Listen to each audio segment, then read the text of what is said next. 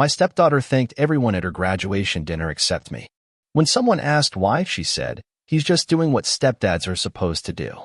Everyone laughed, including her mother, my wife. What happened next was rather unexpected. I will tell you everything. First, let me quickly thank you for your continuous support. This means a lot to us. If you enjoy the stories we share, kindly subscribe to this channel. It will be great if you can leave a comment on which city you are watching from. We might just give you a shout out in our next story. Today's special shout out goes to John Powell from New York. We are glad you enjoy our stories. Now let's go deeper into the story. I used to joke that I married two women at once, Rachel and her daughter, Emily. Back then, Emily was 15, all eyeliner and silence, never looked me straight in the eyes. She had this way of walking into a room like she already regretted being there, like the air offended her. Rachel told me it was just a phase, that Emily would come around. I believed her, or maybe I wanted to believe it so badly that I ignored the signs. I didn't marry Rachel expecting to be a father. I did it because I loved her. But somewhere along the way, I started acting like one. Stepping in for doctor's appointments, signing school forms, paying tuition bills that kept creeping higher year after year. I told myself I was doing what needed to be done. That's what men do, right? They step up. I never asked Emily to call me dad. I knew better. I stayed in my lane, or tried to. But even in my silence, I showed up. When she needed a new laptop her freshman year, I paid for it without blinking. When her car broke down sophomore year, I had it towed, repaired, and back in her hands before she missed a class. I never expected a thank you, but God knows I hoped for one. Just once. Rachel said Emily had a hard time trusting men. Her father disappeared after the divorce, and she carried that wound around like a loaded gun, ready to go off if anyone got too close. So I kept my distance emotionally while showing up physically. It was a quiet kind of love, one that didn't ask for much in return. But love, even the silent kind, needs acknowledgement eventually. Otherwise, it turns into resentment. Graduation week came quicker than I expected. Emily had finished her degree in psychology. Ironic, considering how little she ever let us into her own mind. Rachel was over the moon, sending out invites, booking a private room at one of those overpriced downtown restaurants. She deserves the best, she said, eyes gleaming. I agreed. I even offered to cover the bill, which came out to nearly $2,000 when all was said and done. "You don't have to do that," Rachel said, but I could tell she expected it. So I did. I smiled through it all. The menu prep, the decorations, the long emails coordinating with her friends and family. I wasn't trying to buy anyone's love, but I won't lie. Part of me thought maybe this would be the moment she saw me. The moment she'd say, "Thanks for everything. I couldn't have done it without you." That dinner felt like a movie set. Everyone dressed up, clinking glasses, passing plates around like we were some glossy version of ourselves. Emily sat at the head of the table, basking in the attention, a little too comfortable in the spotlight. When the time came for her to give a toast, she stood up, glass in hand, and smiled that careful smile she used when she wanted something. "I just want to thank everyone for being here," she began. "Mom, you've been my rock. You've given me everything. Aunt Liz, thank you for the emotional support. Dr. Kramer, thank you for writing my law school recommendation. And of course, all my friends, you guys are my heart." She raised her glass, and everyone cheered. I waited. Just a pause, a glance, anything. But she never said my name. Not even a vague, and everyone else who helped along the way. I felt Rachel's hand brush against mine under the table, but it was more out of habit than comfort. Then came the moment that burned itself into my bones. Someone down the table, her cousin, maybe, called out, "What about your stepdad?" Emily laughed, a sharp, dismissive kind of laugh. "Oh, come on," she said, waving her hand like she was brushing off a bug. "He's just doing what stepdads are supposed to do." And just like that, the table roared with laughter, Rachel included. I didn't say a word, just smiled, like I hadn't just been gutted in front of 15 people. I stared at the condensation on my glass, my knuckles white from gripping the base of it too tight. It was like watching years of sacrifice melt into nothing in one sentence. That laughter? It was the sound of erasure. I'd been a background character in my own life for so long, I didn't even realize how invisible I'd become until that moment. I drove everyone home that night. Rachel rode up front, chatting about how proud she was. Emily sat in the back seat scrolling through Instagram, probably posting selfies from the dinner I paid for. No one noticed I didn't speak. No one asked if I was okay. But something inside me cracked. It wasn't rage, not yet. It was something quieter, disbelief, maybe, or grief. Not for the money, but for the years. The unreturned effort. The hollow title of stepdad, weaponized with a smile. I went to bed that night with a hollow feeling in my chest, like someone had reached in and scooped out whatever was left of my hope. And as I lay there, staring at the ceiling next to a woman who laughed while our daughter humiliated me, I made a decision I didn't know I was capable of. Something in me turned cold. Not out of spite, but survival. 3 days passed, and no one mentioned it. Not Rachel, not Emily. Not even a polite thank you text after the graduation dinner. I kept waiting for a knock on the bedroom door or a soft, embarrassed apology over morning coffee. But it never came.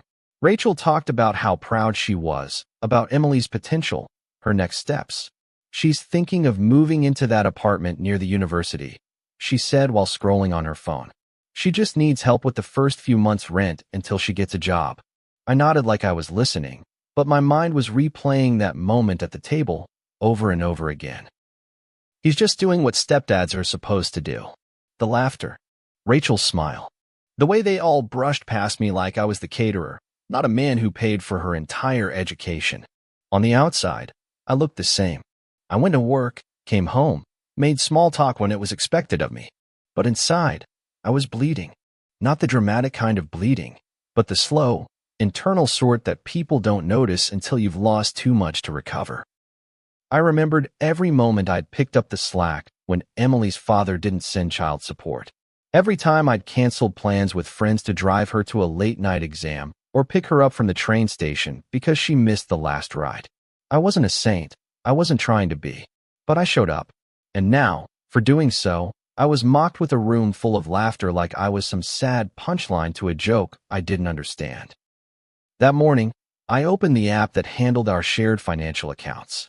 I stared at the scheduled payment for Emily's rent, due in 4 days.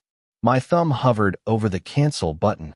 My heart raced a little, not from fear, but from clarity. I canceled the transaction.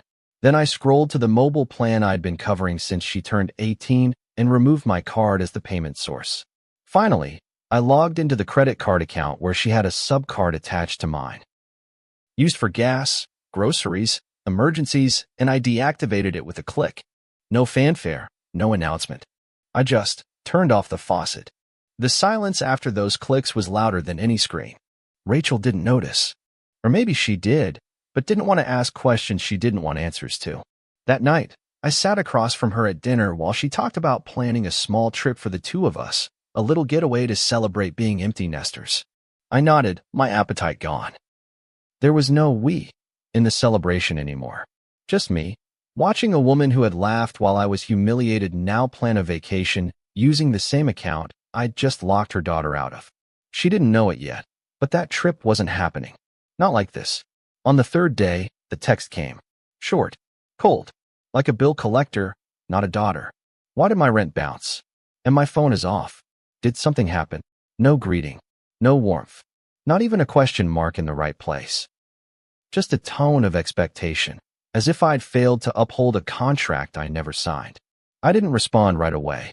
I stared at her words, feeling that old tug to explain myself, to be the bigger person, to not escalate things. But then I remembered her laughter. The room full of people laughing at me. And Rachel, my wife, not even looking in my direction when it happened. Another text followed within the hour. Are you seriously cutting me off? You can't just do that. I need that money. That was the one that broke something in me. Need. Not appreciate. Not I'm sorry. Just entitlement. Like I was a vending machine that had suddenly run out of snacks. I typed slowly, deliberately, deleting and rewriting until I landed on the only sentence I could live with. You were right. I was just doing what stepdads are supposed to do. I'm done now. I hit send, turned off my phone, and stared out the window until the sun dropped behind the trees. I didn't feel angry. I didn't feel triumphant. I just felt finished. Later that night, Rachel burst into the room with her phone in her hand, her voice high and sharp. What the hell is going on? Emily said you cut her off completely. No warning? Are you kidding me? She looked like someone had slapped her. I stayed seated, calm, quiet.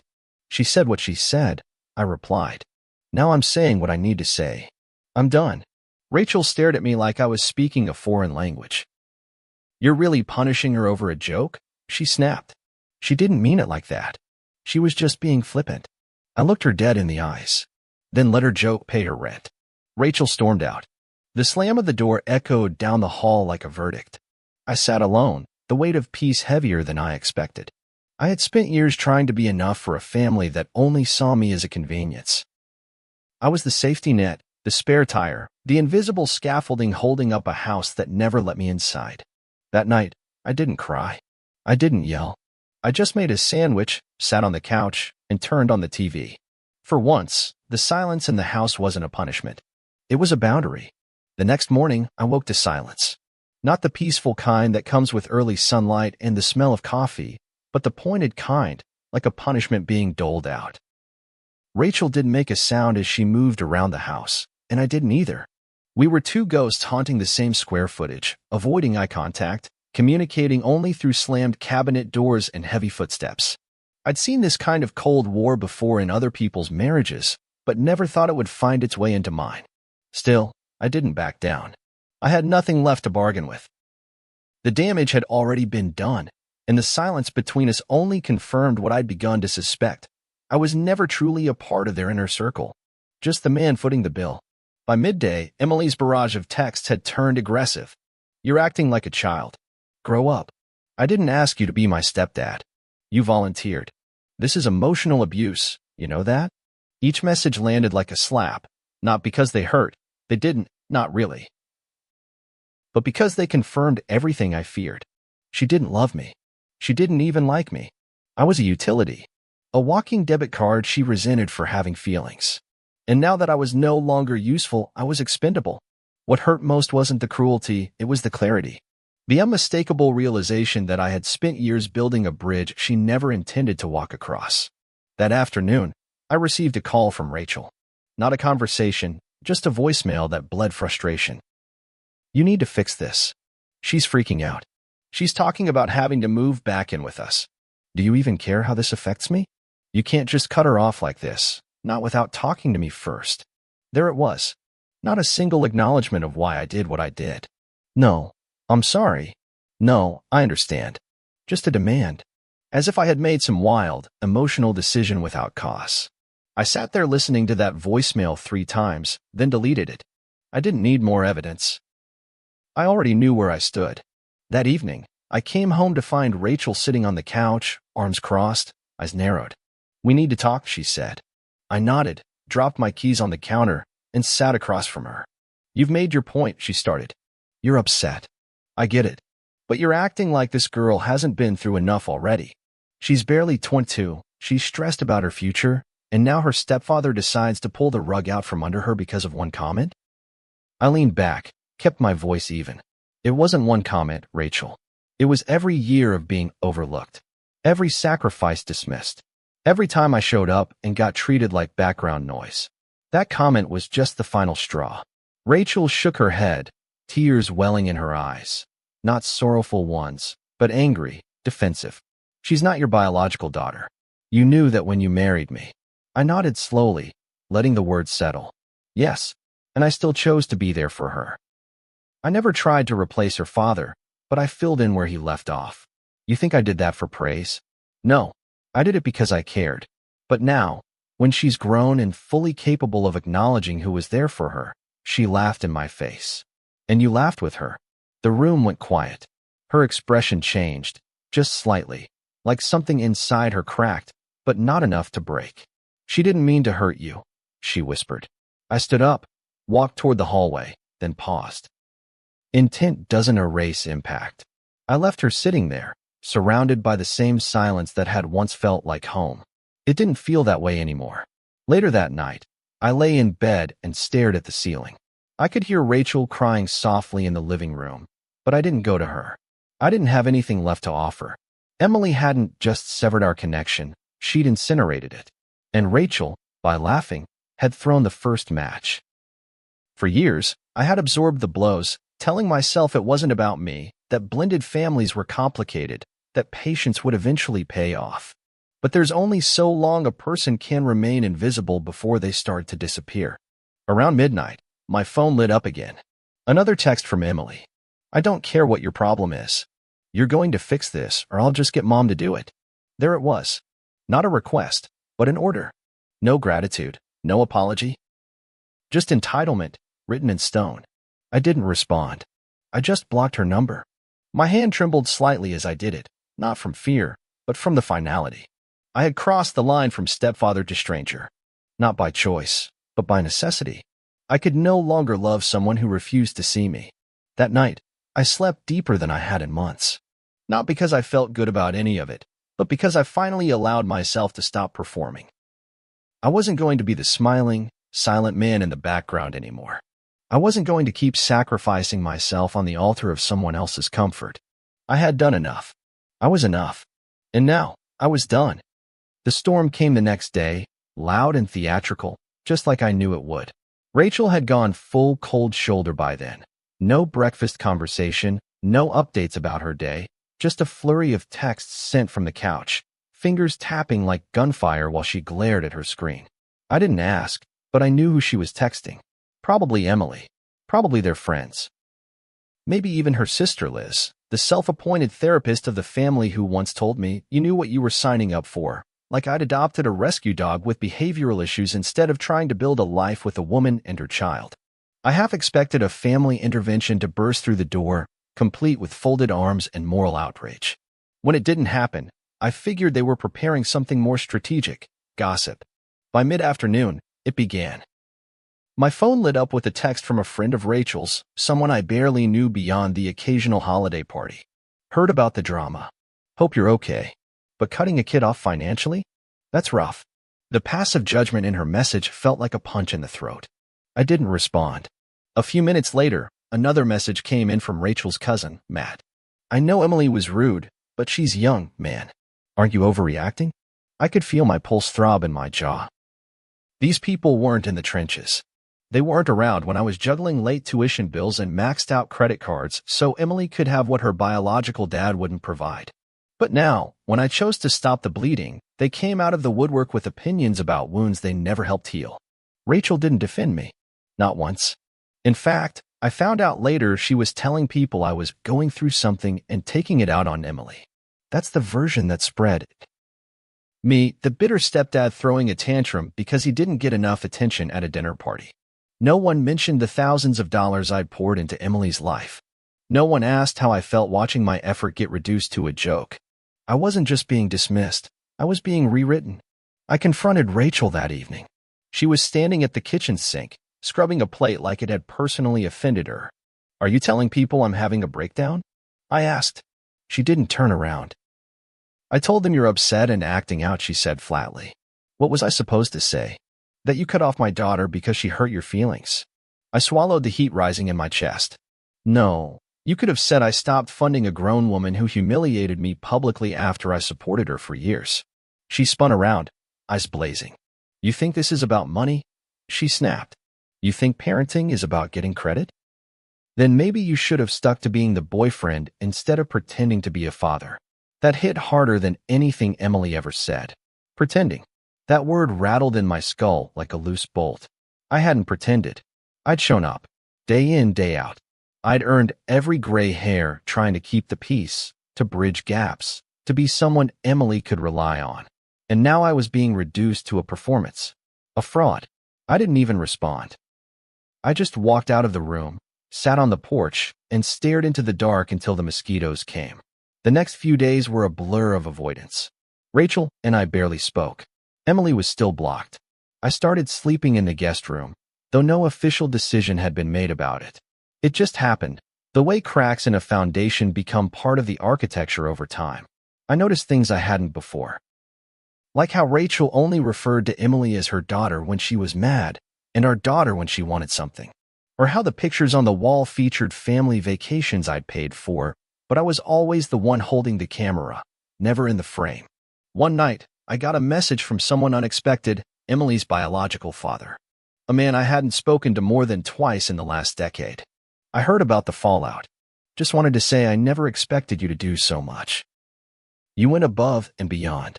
More than I ever did. She doesn't see it now, but maybe one day she will.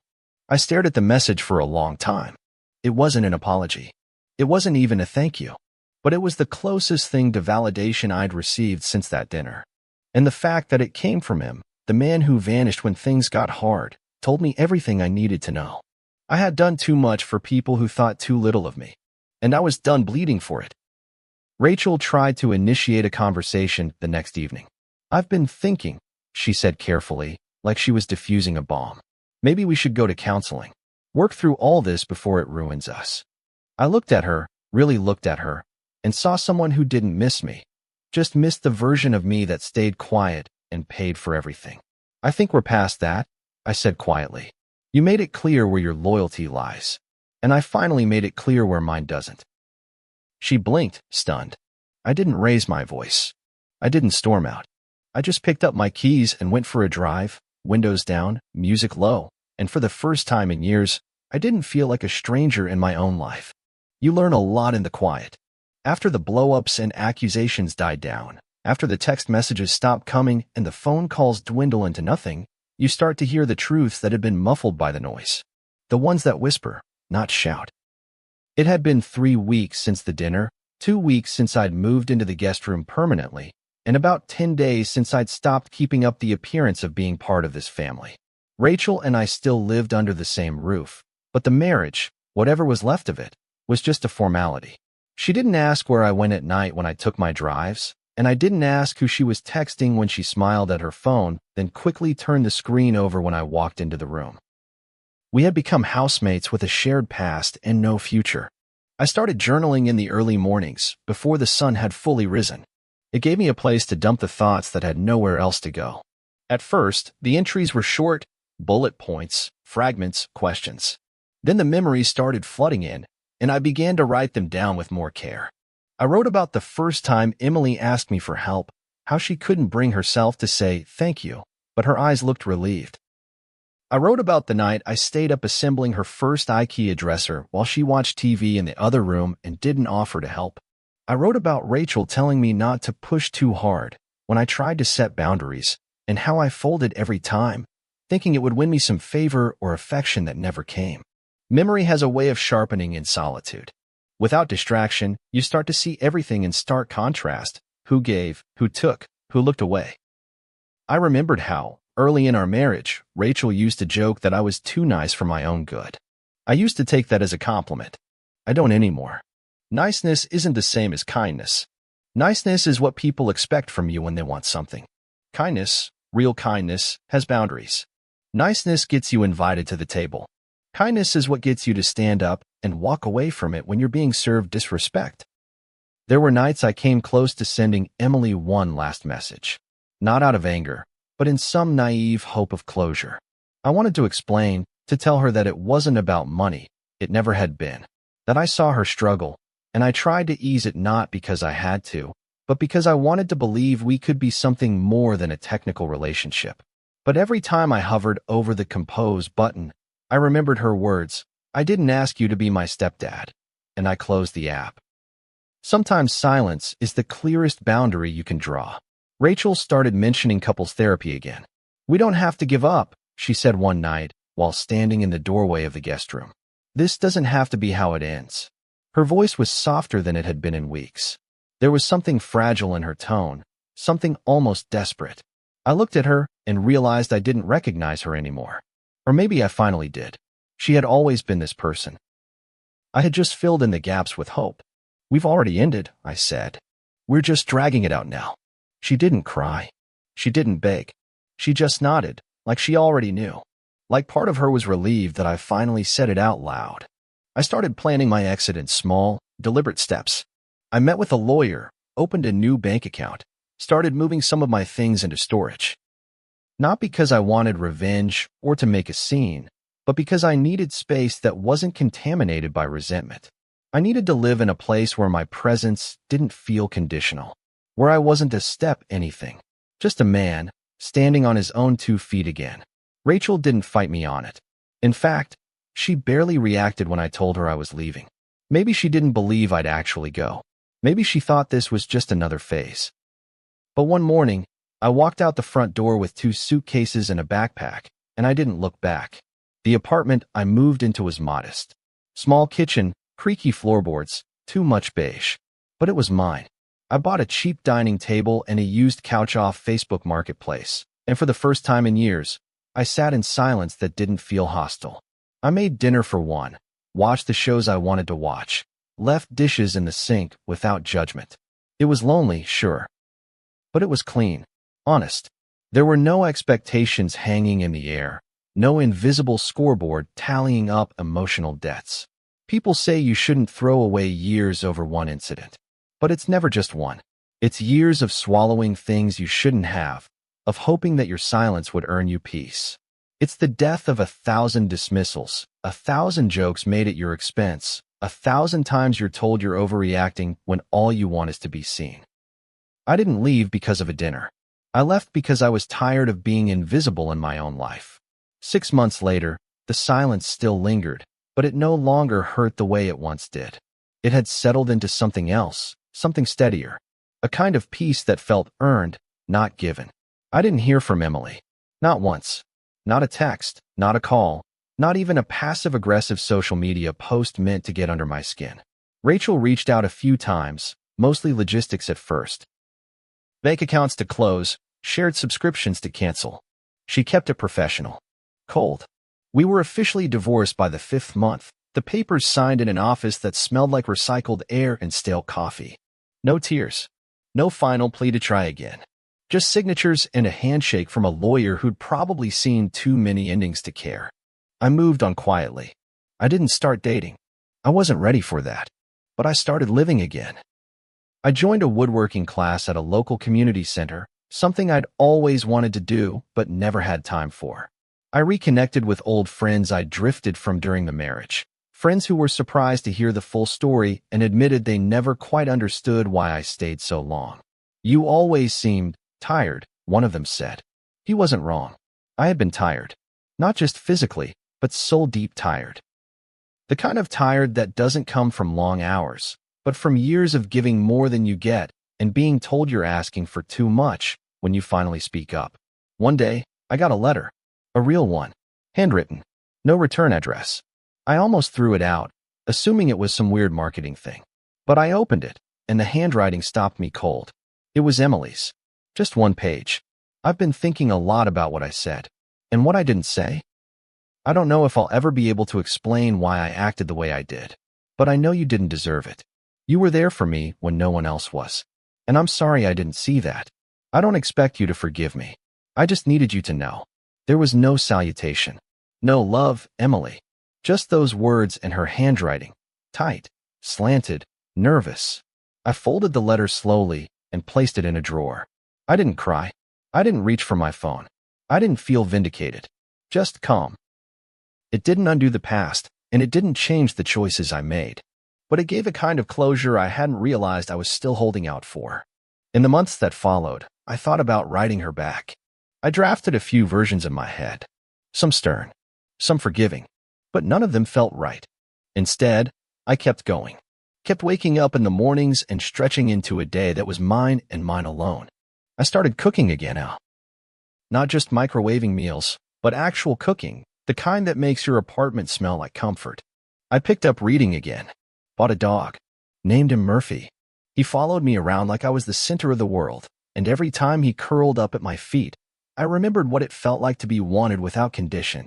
One evening, I ran into Rachel at the grocery store. We were both reaching for the same pack of ground beef. We froze for a second.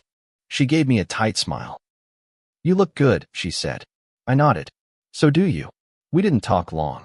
Just enough to acknowledge that we were both still standing. She didn't mention Emily, and neither did I. When I walked away, I didn't feel the weight I used to carry every time we had a conversation. I just felt free.